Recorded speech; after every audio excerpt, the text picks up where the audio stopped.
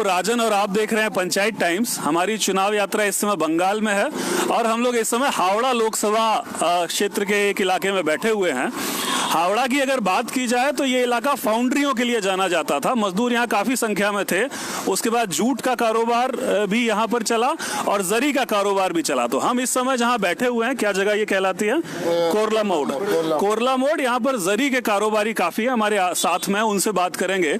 राजनीतिक समीकरण की बात की जाए तो पिछली बार के चुनाव में प्रसून बनर्जी को तृणमूल कांग्रेस ने उम्मीदवार बनाया था, जो यहाँ से विजयी हुए थे।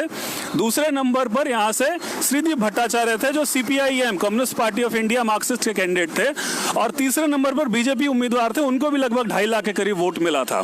इस बार के चुनाव में प्रसून बनर्जी को फिर से तृणमूल कांग्रेस ने उम्मीदवार बनाया है और सीपीएम ने अपना कैंडिडेट बदल दिया है। इस बार सौमित्र को कैंडिडेट बनाया ना, तो इस बार सुमित्र अधिकारी को कैंडिडेट बनाया है सीपीएम ने। प्रसून बनर्जी को रिपीट किया टीएमसी ने और रतिन देव सेनगुप्ता हैं बीजेपी के उम्मीदवार। प्रसून बनर्जी फुटबॉलर रहे हैं, अर्जुन अवार्डी रहे हैं, उनका काफी नाम है इस इलाके में। फुटबॉल का क्रेज बंगाल में जाना जाता है, तो इस वजह से पॉपुलर भी हैं। तो यहाँ के जो स्थानीय लोग हैं उनसे बात करते हैं जरी के काम को लेकर, उनकी राजनीतिक आकांक्षाओं को लेकर, समीकरणों को लेकर। भाई साहब नाम बताएंगे? शेख नाजिबुल हुसैन। अच्छा, शेख नाजिबुल हुसैन। थोड़ा सा जोर से बोलिएगा। तो आप जरी का काम करते हैं भाई साहब? हाँ। जरी का काम करते हैं? जरी काम करी। अच्छा, अभी क्या स्थिति है कारोबार का? अभी तो परिस्थिति बहुत খারাপ আছে, ঠিক আছে। তো এই জন্য এখন জরির কারবারটা আমাদের যদি না থাকে তো আমাদের বহুত সমস্যা দাঁড়াবে, ঠিক আছে। সমস্যা কারণ এই কারণে জরির কাজটার জন্যই সব এখানে যাবিতে সব কিছু আমাদের জরির জন্য, ঠিক আছে। তো জরির কারবার যদি না থাকে তাহলে কিন্তু আমরা অনাহারে মরে যাব। अच्छा, 1 मिनट ये ट्रांसलेट कर ले। ये कह रहे हैं कि सारा काम यहाँ जरी का ही होता है और जरी का काम अगर नहीं हो तो और कोई कारोबार यहाँ पर नहीं है और कोई व्यवसाय नहीं है। तो अभी आप कह रहे हैं कि कारोबार की स्थिति खराब है। क्यों खराब है? खराब, बहुत खराब है। क्यों खराब है माने आप? हाँ, आप क्या कह रहे थे? नोटबंदी जीएसटी के वजह से बहुत ज्यादा खराब हो गया कि अभी यहाँ का लेबर 6,000-7,000 में फैक्ट्री में नौकरी करना पड़ रहा। अच्छा। ऐसा है कि उसी के पास 50 गो था तो अभी 10 गो है।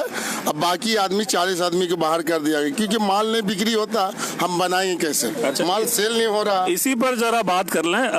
आप बता रहे थे कि जीएसटी और नोटबंदी से नुकसान हुआ, तो जैसे जीएसटी नोटबंदी से नुकसान क्या हुआ? आपको कपड़ा खरीदने में दिक्कत है? लोग का तो कपड़ा नहीं बना था, जीएसटी नोटबंदी करनी है, कैश पैसा नहीं मिलेगा तो कम कैश पैसा। अच्छा, एक समस्या ये हुई कि नोटबंदी के चलते कैश पैसा मिलना मुश्किल हो गया। यही कह रहे हैं ना, नोटबंदी के चलते और सारा धंधा कैश पे चलता था।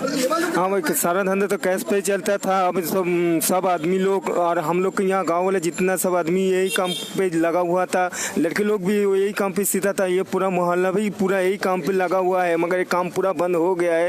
हम लोग को खाने पाने में, लिखा पढ़ा में बहुत दिक्कत हो रहा है और हम लोग कोई काम नहीं जानता है। ये दिन में 200 रुपये हम लोग कमाता है 8 बजे से लेकर 11 बजे तक। ये भी हम लोग के लिए बहुत भी ज़्यादा था, मगर क्या होगा बाद में, क्या होगा आज क्या होगा ये भी हम लोग को पता नहीं। मगर यही काम पर हम लोग जुड़ा था, मगर ये काम पूरा बंद हो गया। तो आप कह रहे थे कि नोटबंदी के समय में फैक्ट्रियां बंद हुई क्योंकि कैश का दिक्कत हो गया। उसके बाद में दोबारा फैक्ट्री खुली? अभी तक खुला ही नहीं। मैंने आदमी जो है बोल रहा मोदी सरकार कि जय कर दिया, ब कर दिया, कुछ नहीं किया। खाने बगैर परेशानी। आज भी फैक्ट्री में नौकरी नहीं। हम लोग जाते हैं, घूर के चले आते हैं। जीएसटी से लेकिन क्या दिक्कत में समझने की? जीएसटी नोटबंदी इंसान का कमर तोड़ दिया। फैक्ट्री वाला एक इंसान रखना नहीं चाह रहा। अच्छा। बोलता उसके पास कैश नहीं है। अच्छा। तो इन्हें तो अभी और आदमी 40 आदमी है तो 10 आदमी निकाल दिया। आप कह रहे हो कि जो फैक्ट्री वाला रोजगार देता था, अभी वहाँ पर दिक्कत ये हो गई क्योंकि फैक्ट्री का काम ही जीएसटी में थोड़ा महंगा हो गया, तो प्रॉफिट कम हो गया, तो उसने आदमी कम कर दिए। तो अभी जहाँ 20 आदमी था वहाँ 10 आदमी। अच्छा, पॉलिटिकल की बात की जाए तो आपको क्या लग रहा है, किसका चांस है यहाँ से? यहाँ से तो दीदी के चांस है, दीदी के छोरा के चांस है। दीदी के चांस है। दीदी का चांस है। प्रसून बनर्जी। आप लोग दीदी के कामकाज से खुश है? जी, दीदी बहुत काम किया। खैर दीदी जो है मैंने इसका चेंजिंग आस्ते आस्ते करने वाला है, करेगा। मगर अभी दीदी के इधर के जितना वोट है दीदी का। और आप मोदी सरकार से नाखुश हो कि उन्होंने ये इंडस्ट्री को थोड़ा बर्बाद किया? बर्बाद किया है। किया? हाँ। अच्छा, तो यहाँ की जो राजनीतिक स्थिति है उसमें जरी कारीगरों की हालत नोटबंदी और जीएसटी के चलते खराब हुई। मौजूदा दौर में यहाँ के लोग नाखुश हैं मोदी सरकार से और ममता बनर्जी के कामकाज से खुश हैं। हमारे जो रेस्पोंडेंट्स हैं ये इस इलाके के रेस्पोंडेंट्स तो पूरी तरह से ममता बनर्जी के साथ हैं, लेकिन कड़ा मुकाबला है क्योंकि पिछली बार सीपीएम को भी अच्छा वोट आया था और बीजेपी को भी अच्छा वोट आया था। तो देखना यह है कि हावड़ा के राजनीतिक समीकरण किस करवट बैठते हैं। लोकसभा चुनाव से जुड़ी हलचलें आप तक पहुंचाते रहेंगे। देखते रहिए पंचायत टाइम्स।